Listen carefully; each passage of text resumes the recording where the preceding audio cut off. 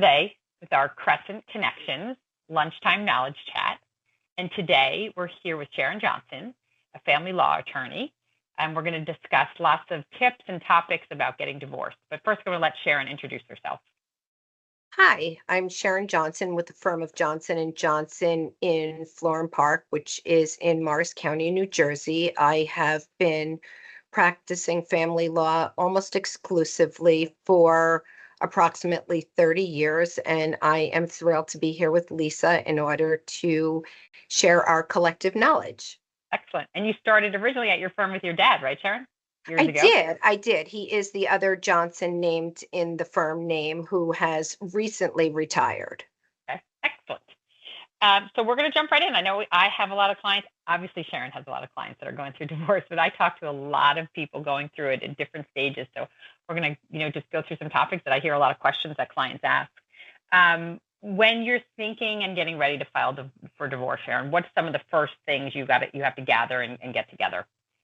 Any documentation that you can get your hands on with respect to income and assets and liabilities, including debts, is helpful. People come in with mortgage statements and tax returns and credit card statements, which are all incredibly helpful because I can have a fact specific, number specific conversation with you about what your future might look like on the back end of a divorce. That being said, if you do not have that, because many people don't, there's one spouse in a marriage who's in charge of the finances. Um, it- if you don't have that information, it shouldn't serve as a deterrent because we can always get it either at the beginning or during the divorce process. Yeah, and that's good to hear. And I tell clients that because sometimes they get worried, like, I don't know where the tax returns are. I don't know where the statements are. And you guys are able to, I don't know if subpoena, but you'll be able to request and get that information, correct? Right. We can Yeah. we can request it, and if it's not forthcoming from the other side, we can always subpoena just about everything. Yeah. So we'll talk more about New Jersey because I know the states have different rules. So New Jersey is an equitable state, right? And not a community property state. So generally, what does that mean when you're dividing up assets in the state? It means nearly the same thing, but it's a nuanced answer. So, community property state, everything is in play and everything's 50-50. In New Jersey, equitable distribution is a concept that is meant to capture fairness. It starts with a rebuttable presumption of 50-50 distribution on assets that were earned during the marriage. And by rebuttable presumption, I mean that the party seeking to have a distribution other than 50% has the burden of either arguing during negotiations or convincing a judge that the number should be something other than 50-50. And the topic I hear from a lot of clients is, they want to know about either when they're newly getting married and they have separate money, or if they get an inheritance. And I always talk to them about commingling. And I always say, you should talk to an attorney, but the idea of not commingling, meaning don't use that money, if that's inheritance money, it's in a separate account, don't use it to pay bills or taxes or family vacations. If you really do want to keep it separate, they would have a better argument, right? If they came to court and they said this was not marital assets. Is that correct? That is correct. And to be clear, a judge wants to help you keep premarital or exempt assets exempt, but you really have to keep your powder dry. Yeah. And by that, when you say don't commingle them, it doesn't just mean don't put them in a joint account. The example you used was don't use them for marital expenses. Even if you did that, you can still keep the remainder of the account separate if it's, say, an inherited account. Probably, but the money that you shared with the family is never coming back. But other ways to keep it further exempt are don't use marital money to pay debts associated with it, whether it's improving a piece of real estate or paying taxes on income from an exempt estate. Just use the asset to pay for the asset to the extent you can. Right. Right. That makes perfect sense. Right. The other thing that comes up a bit when clients, because sometimes I talk to clients before they filed or they're getting ready to file, is when the assets get split, Is it at the time they file? Is it the time the divorce is separate? It seems like it's different. And where the concern comes up to me is some clients ask, they want to have access to funds. They don't want everything frozen while they're going through divorce, and they want to make sure one spouse isn't going to take the money out. So talk a little bit about how that plays a role, like when you separate the assets.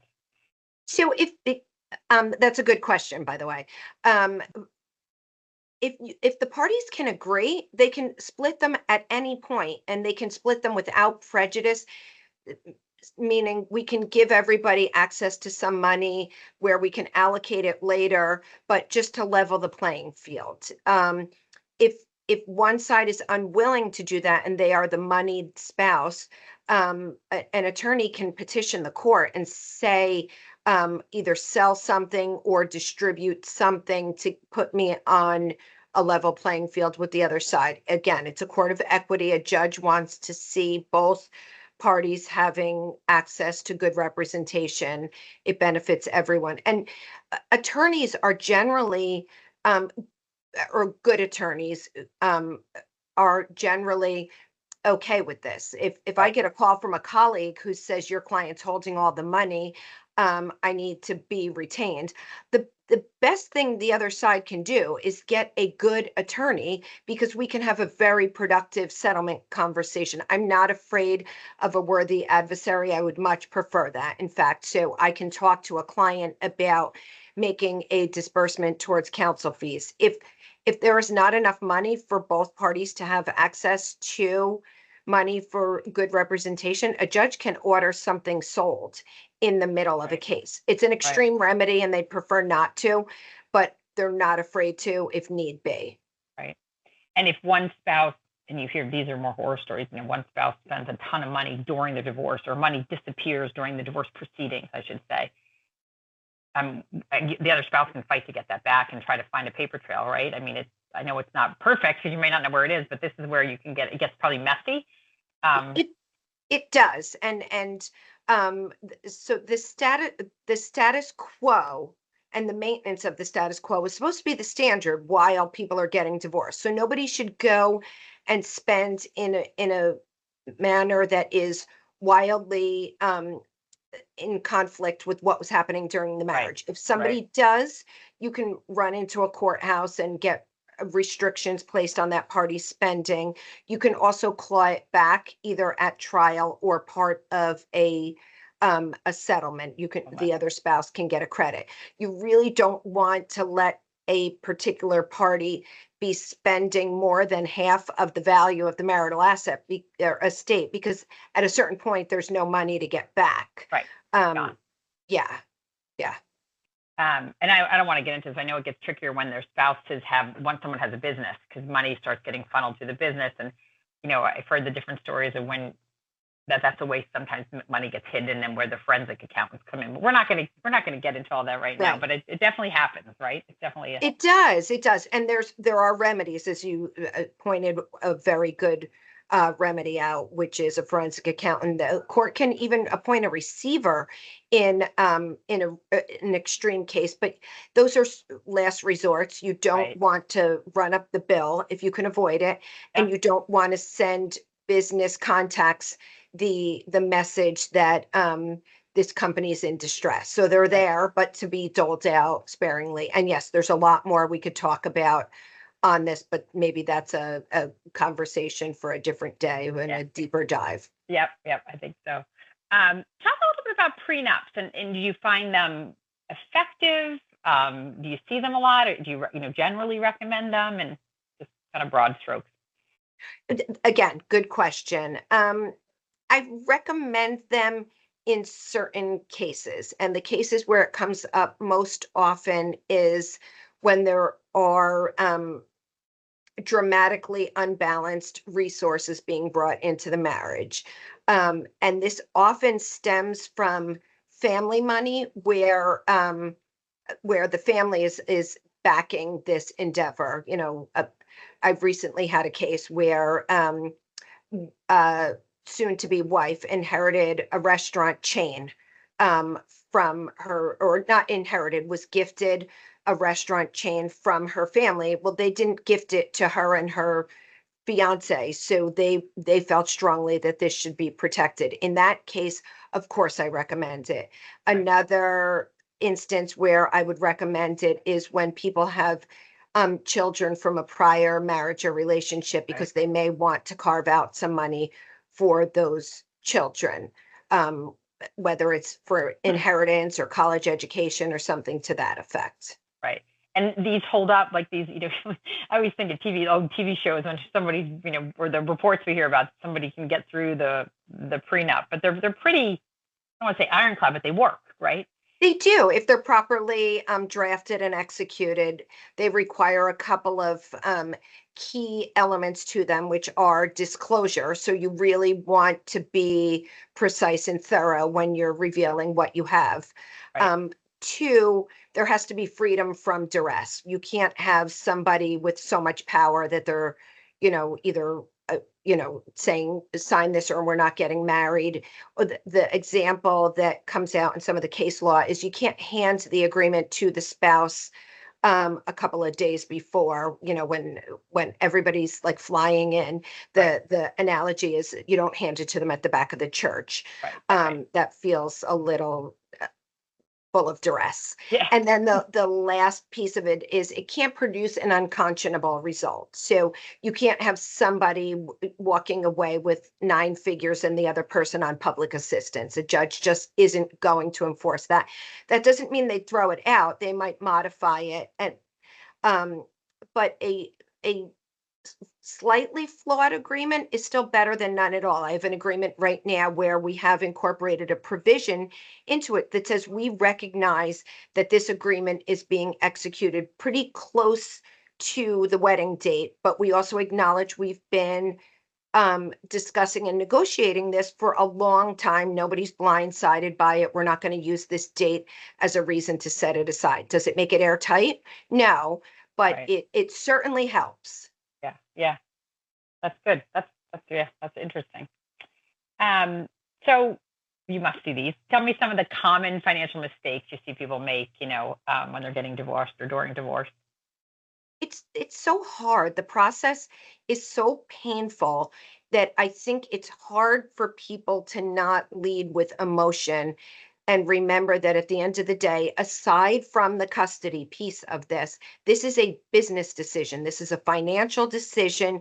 You should be wearing your banker's hat. You should be listening to good financial experts such as yourself, or a quality financial advisor is a really important key to having knowledge and good decision making in this process, because you really can get wrapped up in the emotion of it, or even what you perceive of as your support network, which could be essentially a Greek chorus. Your friends from tennis giving you advice because they have your best interests at Right. heart, but they're not looking at numbers, they're not looking at the law. So the Right. best thing you can do is listen to you and me and our colleagues. Right. That's good advice. Very good advice. Um, let's talk about how spousal support or alimony, I think those are interchangeable terms, work. I know myself from a friend who was another divorce attorney that there have been some changes for how long alimony lasts in New Jersey, some of the changes, and I know the states are all different, but just an overview of what changed with alimony and what people can expect if they are expecting to pay or receive alimony. Okay, so yes, that, again, good question.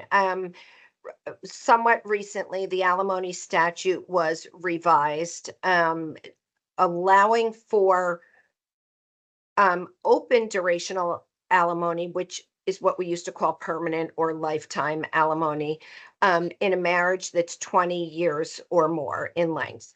For anything below that, the statute allows for a term of alimony that is between the half the length of the marriage and the full length of the marriage. So the longer the length of the marriage, up to that 20-year part, generally moves the needle towards the full length of the marriage. But there are other factors that would play into it, like the health of the parties, the ability for the supported spouse to go out and earn money, and sometimes it's a step down process over the period of the term of the alimony. And there is a rule of thumb, which you will find nowhere in the alimony statute or the case law, that says that alimony is generally set for settlement purposes at somewhere between 20 and 25% of the difference in the parties' relative income. Again, this is not what will happen at trial because this is set forth nowhere in the law.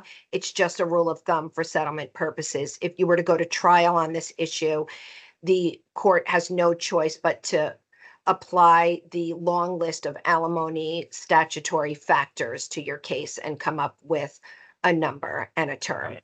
Right.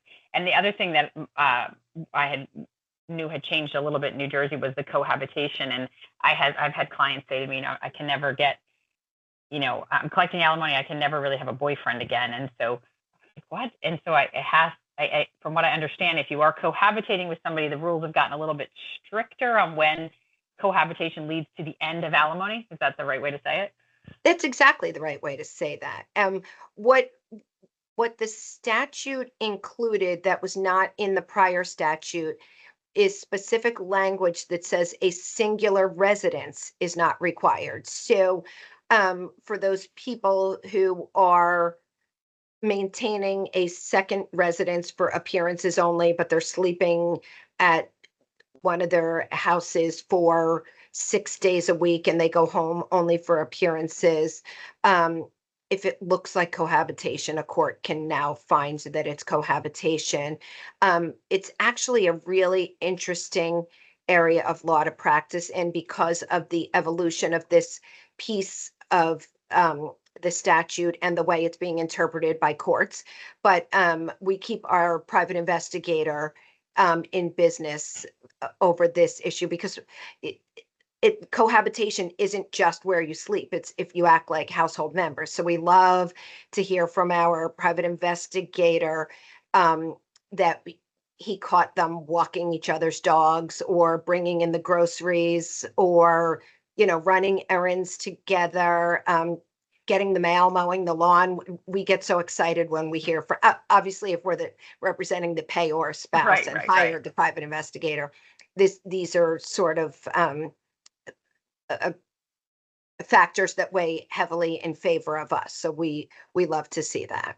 So again, if you were paying alimony and in the past, if there was two homes, I'm paying alimony to my ex-spouse and he and his girlfriend have two homes, that kind of flew and I still have to pay it. Now, if you show that those two are really living together, regardless of how many homes they have, I could come back in and say, I shouldn't be paying alimony anymore because they're effectively, cohabitating. Correct. And what you do at that point is you keep your mouth shut to your spouse, because when they hear that you're on to them, then all of a sudden somebody breaks up or they go home a few more nights a week and they live their life as if they're being followed by a private investigator. So you quietly contact your attorney and tell them what you think and start the surveillance. Right. And it includes things like social media. It's not just what's happening at the house. It's made it, and it's made it difficult for the one receiving it because they, like my friend, she felt like she couldn't have a boyfriend because she was worried she's going to lose her alimony. So it's tough and it's got a little contentious with all the private investigator stuff from what I've understood. So it's not gray, and I'm sure there's cases where it makes sense, but it's tough on both sides to figure it out. Right. And to your friend, there's a big gray area between what I just described and dating occasionally and having somebody sleep over. You can do that. It doesn't mean you're not going to get a bad application filed against you and have to defend it, but that's not going to be cohabitation. You can date and you can have somebody sleep in your home. Right. Okay. And the other thing that changed in 18, this is more on my end of things, is with alimony. Alimony used to be a deductible expense to the one paying it and income to the one receiving it. And that's no longer, since 2018, that's gone away if your agreement's after that. So there's no tax benefit one way or another like there used to be with alimony. And it's unfortunate for everyone in that case because it shifts the tax to the person who is likely in the higher bracket. So it leaves less money for the family overall. Yeah. Yeah. Right. Um, what was it? I think we talked about the alimony. Well, on the same note, child support guidelines. And I know there's guidelines, but it really can be all over the place, right, on how you determine the child support. And parenting time has a lot to do with it. So just, I guess, just some of the guidelines that determine how you pay child support. Again, another great question. So there are New Jersey child support guidelines, and basically you take each party's respective income, including alimony, which shifts income from one column to the other, into these guidelines, and it kicks out a number based upon the number of children you have, the overnights, who's paying the health insurance. You can insert some of the recurring extraordinary expenses into this, and it kicks out a number. The caveat is the cap of the guidelines is in the $180,000 ballpark for the total household, which is well below a lot of cases in New Jersey. So now you're left with, well, what do we do with this? And we can handle that one of a number of ways. A judge has the ability to do whatever they want with it, so long as it looks reasonable and based on good cause. They have a lot of discretion. Attorneys, this is their chance to come in and actually practice law in this area that looked initially like it was going to be very formulaic, because again, there's things that make the guidelines inapplicable, and many cases have combined household income that is well in excess of the cap. Right. And to be clear, one thing we're not supposed to do and a court's not supposed to do is extrapolate and say if the total household income is double, that we double the child support. That's too easy and too imprecise. So you really have to maybe start looking at the kid's budget. Right, the lifestyle expenses, right? Yeah, exactly. And there's something called the 3 pony rule in New Jersey, which is no matter how much somebody makes, no kid needs more than 3 ponies. So just because the income and assets are unlimited doesn't make the child support necessarily unlimited. And then there's the items usually on top of that, like college may be separate on top of it, that you're split some percentage wise. And like you said, health insurance, and I don't know what other things, cars, I think of, excuse me, car expenses as the kids get older. Yep. You can put all that in there and have a plan for that. Correct. Tough to do it all when they're young. It is, because you don't know where they're going to go to college. Yeah. You don't know, are they going to commute? Do they need a car? Is it an educational expense? Right. Or how everybody's finances are going to be? It's hard to negotiate that when the kids are 4, these expenses that kick in much later. Yeah. Do you find yourself going back to court when people have had child support when the kids were really little, and then going back when they're teenagers because there's all these other things they didn't think of? That's right? a bit of a loaded question, because a well-drafted agreement should be the last time you ever see your lawyer. Okay. But we simply can't plan for every contingency. Right. And if we do, it may be a little imprecise, because maybe we didn't anticipate what everybody's situation would be later. Right. The other thing is that it may be unenforceable. There's a case that said that the limitations on college tuition was, quote, repugnant. It was a kid who got into Georgetown. His parents were both physicians, not earning crazy money, but there was a cap to it. And the judge said, I'm simply not enforcing that. So there are things that happen that you just can't plan or draft for, or things change. Right. And this is just a quick topic, and this ties back into my world. We hear about quadros. So quadros are qualified domestic relation orders that allow you to split 401ks, 403bs, pensions without having tax consequences. And so when the divorce is final, we get the quadro from the court, I guess. Is that correct? Yes. And we send it to our custodian, and whoever it may be, in my case, and Schwab, and they would be able to split the accounts. And now for IRAs, they don't get quadros, but they can still be split without tax consequences, correct? Correct. And this is where litigants or parties getting divorced should contact you, because you can do this internally so long as you have a court order permitting this in the context of a divorce, and you can um, communicate with the institution as to exactly what they need to protect it from tax consequences. So we're trying to, just to explain it, we're trying to make one retirement into two, and but still keep them under the retirement umbrella so nobody pays taxes. Thank you for covering the piece that I skipped right over. Yes, Okay. exactly. Exactly. That's my job over here. Yes. So I like to keep it to about a half an hour, but I do want to wrap up with what would be one piece of legal advice you wish more people knew before they started into the divorce process? I think the earlier you explore the possibility of alternative dispute resolution, um, the better off you're going to be. And by that, by alternative dispute resolution, I mean mediation. I mean a four-way settlement conference where you and your respective attorneys sit in a conference room and roll up their sleeves, or the collaborative divorce process, which is a conversation for another day because it's there's a lot to it, and it's a good option for some people. But the earlier you do that, I think the sooner you plant the seed that we have creativity, we have options, we have autonomy, um, that a court is not going to allow us to, or does not have the power to do. And I stand behind that. Even if you go to mediation early and it doesn't bear fruit, you're still keeping that as a viable option and in everybody's mindset before everybody goes to their respective corners and Right. everybody gets too polarized and you start thinking about the divorce in another way. Right. One of the other alternative dispute resolution methods that I didn't touch on is arbitration.